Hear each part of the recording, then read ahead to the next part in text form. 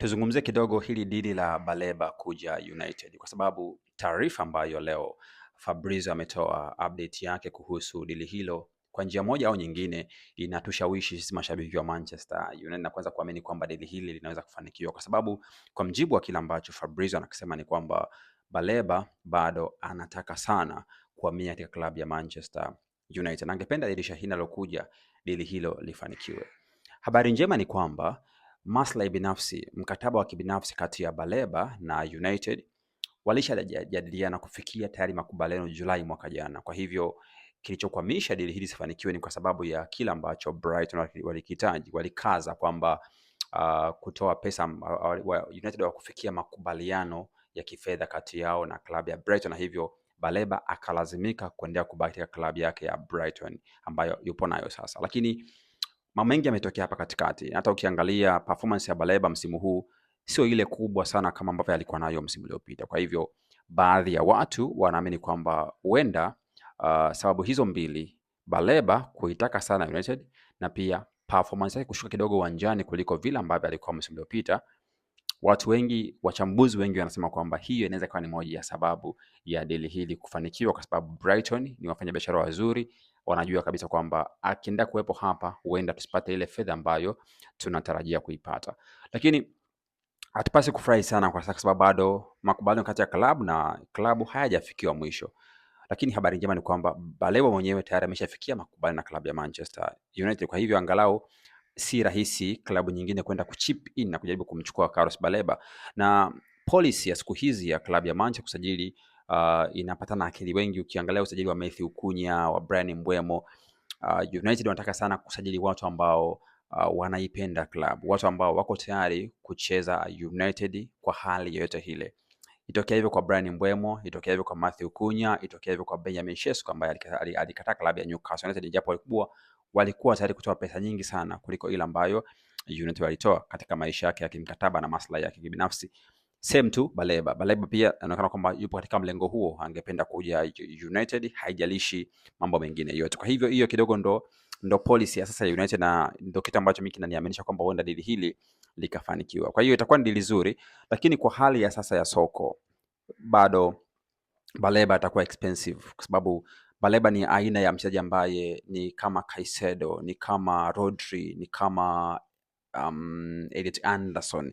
Ni aina ya wachezaji ambao wakiwa kwenye timu wanabadilisha aina ya midfield kwa kiwango kikubwa sana. Tunamwona akifanya hivyo Brighton, hasa katika msimu uliopita, na United tumekuwa na Casemiro ambaye amefanya hivyo kwa sehemu kubwa sana msimu huu, hasa baada ya Carrick kuchukua timu, lakini kabla ya hapo kidogo tulikuwa kuna changamoto kubwa sana. Kwa hiyo tunahitaji sana Baleba awepo kwenye timu, lakini uwepo wake hautoshi. Sasa mimi nilikuwa nafikiria kwamba je, United atakubali kutoa pesa nyingi, labda milioni 80 kwa ajili ya Carlos Baleba, kwa sababu sidhani kama wana pesa hiyo ya kutumia pesa nyingi hivyo kusajili. Lakini kumbuka kwamba tunahitaji angalau viungo watatu kwa maoni yangu.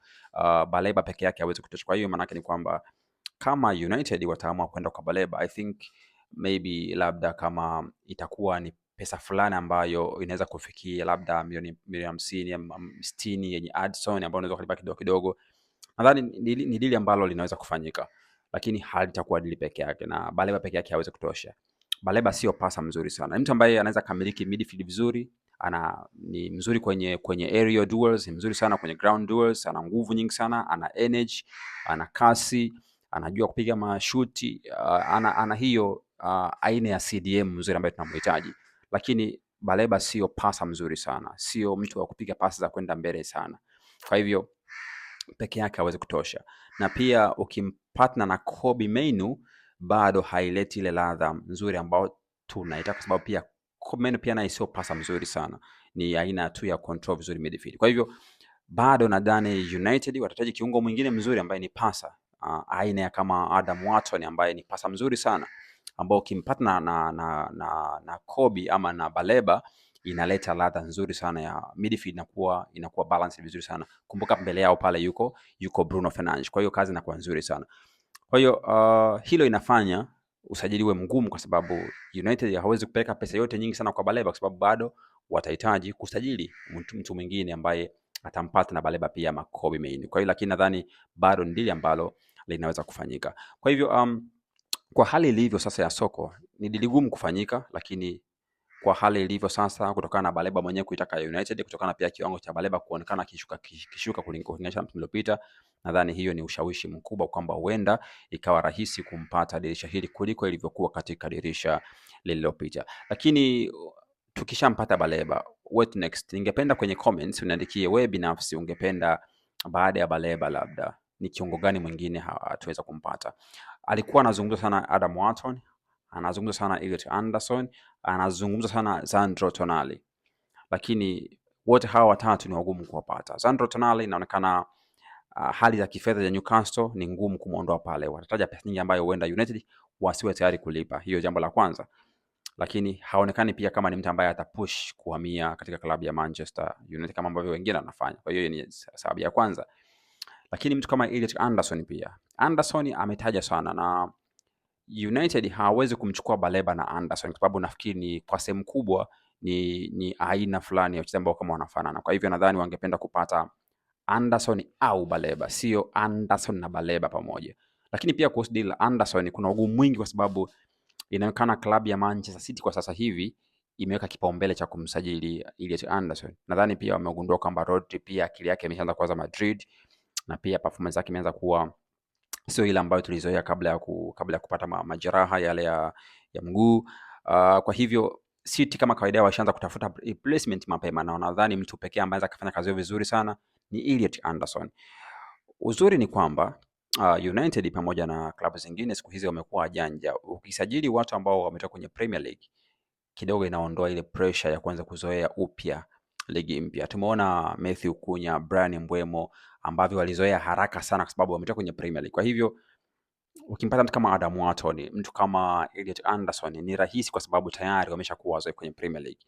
Ikiwa Nottingham Forest watashuka daraja, bila Anderson itakuwa rahisi zaidi, lakini nadhani ni gumu kwa sababu ya uwezekano wa kwamba anaweza kaenda katika klabu ya Manchester City.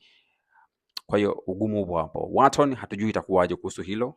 Tonali pia ni ngumu. Kwa hivyo kuhusu hawa watu ambao kwenye Premier League bado ni wagumu sana kupatikana kwa hali ilivyo sasa. Kiungo mwingine ambaye anatajwa hapa alikuwa ni Matheus Fernandes pamoja na Joao Gomez wa klabu ya Wolves. Wolves wameshuka daraja, kwa hivyo nadhani itakuwa ni rahisi sana kumpata Joao Gomez. Sio mzuri sana kihivyo, lakini I think akipatikana kwa phone nimesikia Atletico Madrid wanamtaka Joao Gomez kwa pauni milioni 35. That is cheap kwa hali ya sasa ya soko. That is cheap kwa mchezaji kama Joao Gomez ambaye nadhani kwamba anafanya kazi nzuri sana. Kwa hiyo nadhani United labda wanaweza kuamua kwenda kwenye hizo options kama Joao Gomez ama Matheus Fernandes, ambao nadhani wote hawa, Matheus Fernandes wa West Ham na Joao Gomez wa Wolves, nadhani ni watu ambao ni rahisi kuwapata kutokana na circumstances za klabu zao, lakini pia wako kwenye Premier League. Kwa nadhani wanaweza kaja waka-elevate aina ya midfield ambayo tupo nayo kwa sasa hivi kwenye klabu yetu. Kwa hiyo tunasahau hilo pia kwamba tumekuwa tukihitaji midfield kwa miaka mingi sana.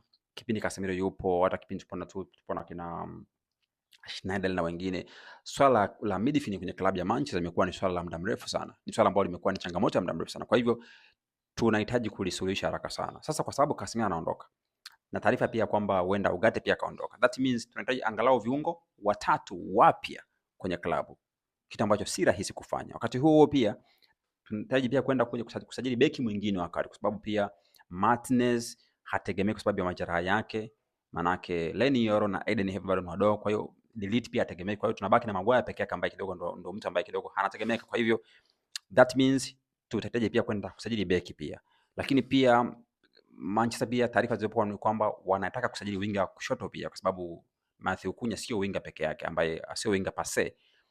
Dogu wanataka kumtumia kama winga, lakini pia ni mobile player, ni versatile player ambaye anaweza akatumika katika mazingira tofauti tofauti. Kwa hivyo usajili wa msimu huu utakuwa ni mgumu kwa sababu United wanahitaji wachezaji wengi sana. Kumbuka pia tunaenda mashindano ya Ulaya Champions League mwakani. Ikiwa hali ni ngumu sasa hivi, tuna mashindano Premier League peke yake. Imagine tuna Champions League, tuna FA Cup, tuna Carabao Cup, tuna Premier League. Kila baada ya siku 3 ni mechi. Je, kikosi kilichopo sasa hivi kinaweza kumudu? Haiwezekani kabisa. Kwa hivyo lazima klabu ingie sokoni, tafuta namna ambavyo inaweza ikapata viungo cheap.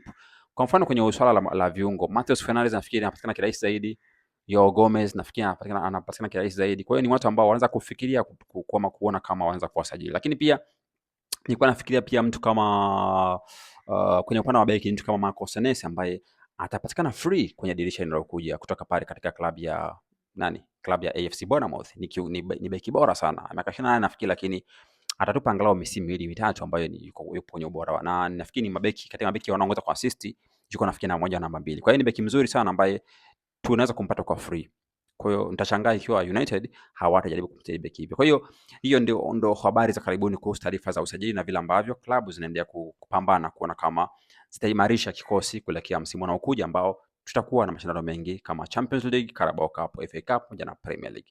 Kwenye comments ningependa uniandikie maoni yako kuhusu kila ambacho ungependa wa klabu wafanye, hususan katika mambo haya yanayohusu usajili. Mimi naitwa Dr. Nandez na hapa ni United Redverse. Hakikisha una subscribe na like na kushare video zetu, lakini pia tufuatilie katika mitandao yote ya kijamii Instagram, X, TikTok, Facebook na hapa YouTube kwa jina hilo hilo la United Redverse.